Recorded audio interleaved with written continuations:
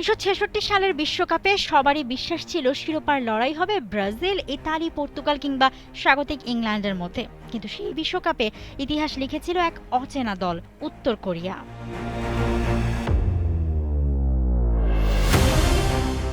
এটাই ছিল দলটার প্রথম বিশ্বকাপ। রাজনৈতিকভাবে বিচ্ছিন্ন একটা দেশ, যাদের সম্পর্কে বাইরের বিশ্বের খুব কমই জানা ছিল।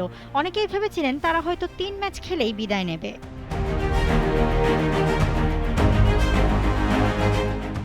প্রথম ম্যাচে সোভিয়েত ইউনিয়নের কাছে ৩-০ গোলে হারলেও দ্বিতীয় ম্যাচে তারা চিলের সঙ্গে ১-১ ড্র করে। ফলে শেষ ম্যাচে তাদের সামনে ছিল অসম্ভব এক চ্যালেঞ্জ, দুইবারের বিশ্ব চ্যাম্পিয়ন ইতালিকে হারাতেই হবে।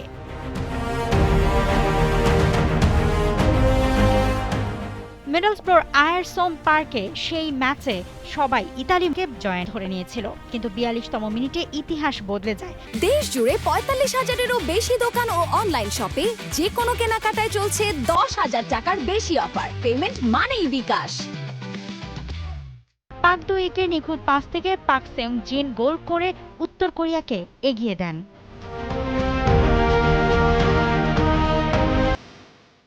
দ্বিতীয়ার্ধে ইতালি মরিয়া হয়ে আক্রমণ চালায়, কিন্তু উত্তর কোরিয়ার রক্ষণ ও গোলকিপার একের পর এক আক্রমণ ঠেকিয়ে দেন। শেষ বাঁশি বাজতেই স্কোরবোর্ডে লেখা ছিল উত্তর কোরিয়া ১, ইতালি ০।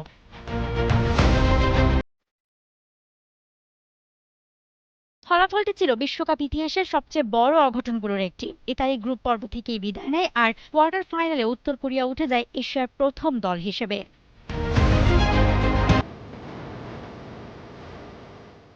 কোয়ার্টার ফাইনালে তাদের প্রতিপক্ষ ছিল ইউসেবিওর পর্তুগাল। অবিশ্বাস্যভাবে মাত্র ২৫ মিনিটে উত্তর কোরিয়া ৩-০ ব্যবধানে এগিয়ে যায়, কিন্তু এরপর ইউসেবিওর দুর্দান্ত প্রত্যাবর্তনে পর্তুগাল ম্যাচটি ৫-৩ ব্যবধানে জিতে নেয়।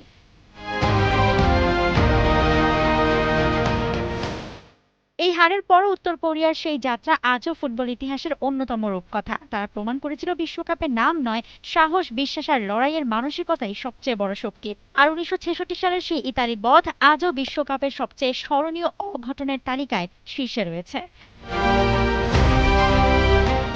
মৌসুমী Alam, T Sports.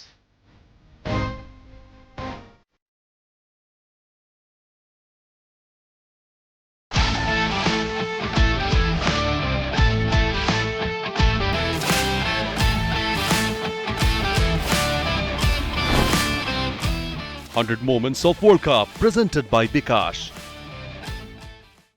For more updates, subscribe to our YouTube channel and click on the bell icon. Follow us on Facebook and Instagram. Download T-Sports app to enjoy exciting games and highlights.